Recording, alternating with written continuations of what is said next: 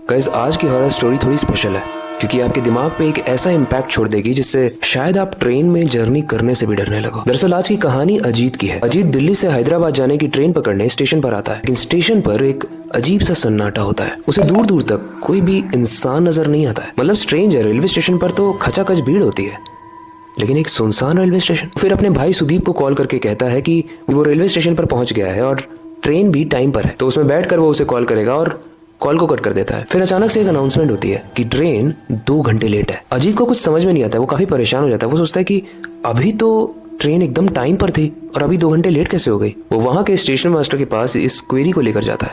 वो जब पूछता है स्टेशन मास्टर से कि ट्रेन लेट कैसे हो गई, तो वो स्टेशन मास्टर उसे इग्नोर करके सो जाता है। फिर से अजीत को काफी स्ट्रेंज फील हो रहा था, लेकिन अब वो वहां से वापस आता है और प्लेटफॉर्म पर बैठ जाता है। तभी उसे बहुत दूर से एक ट्रेन आती हुई दिखाई देती है। अजीत को लगता है शायद ये मेरी ही ट्रेन है, लेकिन स्ट्रेंज बात ये थी कि उस ट्रेन के अंदर कोई भी लाइट नहीं जल रही थी। मतलब पूरी की पूरी ट्रेन एकदम ब्लैक अंदर से भी। एक और स्ट्रेंज बात ये थी कि उसमें कोई भी पैसेंजर नहीं था।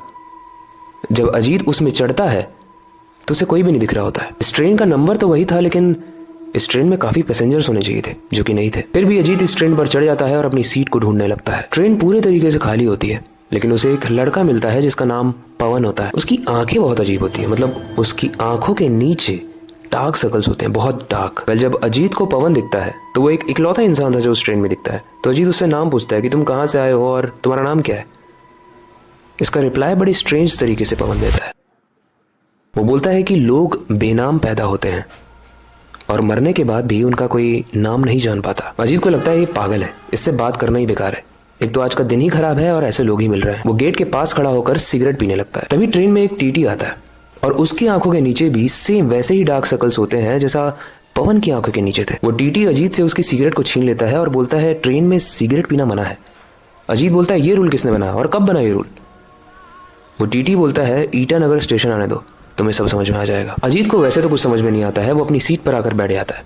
तभी उसे एक रोने की आवाज आती है, एक औरत की रोने की आवाज। और सबसे स्ट्रेंज बात यह है गाइस कि जब वो उठ के उस औरत के पास जाता है तो उस औरत की आंखों के नीचे भी सेम उसी तरीके के डार्क सर्कल्स थे जो पवन और टीटी की आंखों के नीचे थे। खैर जब वो उस औरत से पूछता है कि भाई आप क्यों रो रही हो, तो वो बोलती है कि मुझे ईटानगर स्टेशन पे नहीं जाना, मुझे यहाँ से निकाल लो। अजीत कहता है ये ट्रेन ईटानगर नहीं जा रही, पता नहीं टीटी को क्या हो गया, आपको भी क्या हो गया है, ये हैदराबाद जा रही है। ऐसे में वो औरत बहुत तेजी से चिल्लाकर कहती है कि तू चला जा यहाँ से, और रोने लगती है। अजीत को भी कुछ समझ में नहीं आ रहा था, जिस तरीके से आपको नहीं समझ में आ रहा है कि कहानी में हो क्या रहा है, लेकिन ट्विस्ट अब आने वाला है। अजीत वापस अपनी सीट पर आ जाता है और विंडो से बाहर देख रहा होता है। तभी आधी रात में एक पानी बेचने वाला आता है और उसकी आंखें भी गाइस बाकी सब जैसी थी, मतलब वो डार्क सर्कल्स उसकी आंखों में भी थे। अजीत उस पानी वाले से एक लाल रंग की कोल्ड ड्रिंक लेता है और उसे पीने लगता है, लेकिन जैसे अजीत उसे पीता है वो खून में तब्दील हो जाती है। मतलब वो लाल कलर की कोल्ड ड्रिंक नहीं थी, वो खून से भरा हुआ एक बोतल था। खून का टेस्ट आते ही अजीत को बहुत तेज उल्टियां आने लगती हैं, तो वो वॉशरूम में भागता है। अंदर जाकर जब अजीत अपना चेहरा वॉशरूम के मिरर में देखता है तो वो देखता है कि उसका चेहरा और उसकी गर्दन खून से भरा हुआ है। ऐसे में जब वो पैनिक होकर चिल्ला देता है कि ये सब क्या हो रहा है मेरे साथ, तो वो टीटी जो उसे थोड़ी देर पहले मिला था वो उसके पास आकर कहता है चिल्लाओ मत, चुप रहो वरना वो आ जाएगा। अजीत को कुछ समझ में नहीं आता है। वो चुपचाप अपनी सीट पर आकर बैठ जाता है और अपने कैमरे को ऑन कर लेता है। वो बोलता है कि ये सब लोग जो मेरे साथ मस्ती कर रहे हैं ना, इनको मैं एक्सपोज करूंगा। लेकिन उससे पहले वो अपने मोबाइल में फ्रंट कैमरा को ऑन करता है और अपने फेस को चेक करता है। अभी थोड़ी देर पहले उसने वॉशरूम में देखा था तो पूरा मुंह और गला खून से लथपथ था, लेकिन मोबाइल में तो सब कुछ ठीक दिख रहा है। अजीत को ये समझ में नहीं आ रहा है कि हो क्या रहा है आज में उसके साथ। अजीत अपनी सीट पर ही सोने की कोशिश करने लगता है और थोड़ी ही देर में ये अनाउंसमेंट होती है कि ट्रेन ईटानगर पर पहुंचने वाली है। तभी अजीत देखता है कि पवन यानी वो लड़का जो उससे सबसे पहले मिला था वो उठकर गेट के पास जाने लगता है। तो अजीत उस बंदे का पीछा करता है और एकदम अजीब तरीके से वो पवन और वो औरत जो रो रही थी वो चलती ट्रेन से कूद जाते हैं और चिल्ला कर कह रहे हैं अजीत से कि तुम्हें भी मरना होगा। अजीत काफी डर जाता है और वो उन दोनों को देख रहा है और वो दोनों डिस्टेंस जैसे जैसे बढ़ रहा है छोटे होते जा रहे हैं। लेकिन तभी जब अजीत वापस से पीछे मुड़ता है वो टीटी उसके पीछे खड़ा होता है और वो बोलता है अब तुम्हारी बारी है। अजीत चिल्लाकर बोलता है कि मुझे मत मारो, मैंने कुछ नहीं किया है। लेकिन वो टीटी उसे ट्रेन से धक्का देकर गिरा देता है। लेकिन तभी अचानक से अजीत की आंख खुल जाती है।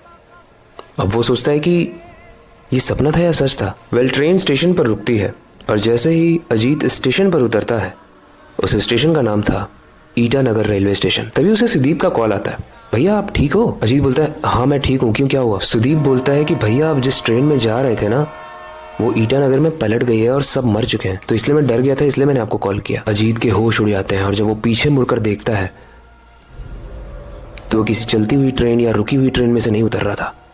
वो वैसी ट्रेन में से निकल कर आया था जो पलट चुकी है और जिसमें सब लोग मर चुके हैं। और जो लोग उसे डार्क सर्कल में दिखाई दे रहे थे, यानी वो पवन, वो लड़का, वो रोती हुई औरत, वो टीटी, उन सब की लाशें वहां पर पड़ी हुई थी। वैसे इस कहानी के बहुत सारे इंटरप्रिटेशंस निकल सकते हैं, लेकिन मैं